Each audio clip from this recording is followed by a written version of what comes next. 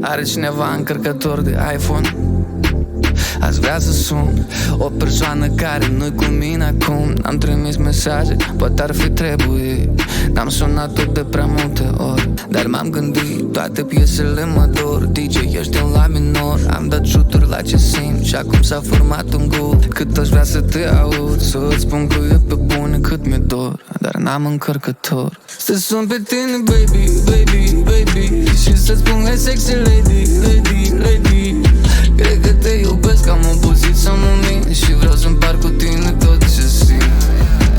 Să sun pe tine, baby, baby, baby, și să-ți spun, hey sexy lady, lady, lady. Cred că te iubesc, am obosit să mă mint și vreau să împart cu tine tot ce simt.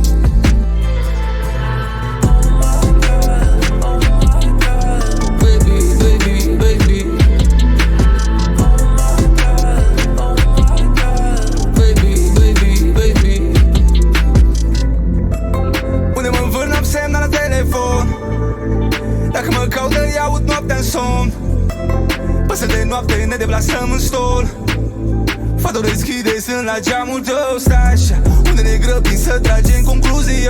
Nu e așa, noi ne dorim să ne simțim fără dubii. Eu ce naiba, poate că am ars prea multe nopți continuu în îndoială. Poate că am ars prea multe nopți contemplând cu greșeală.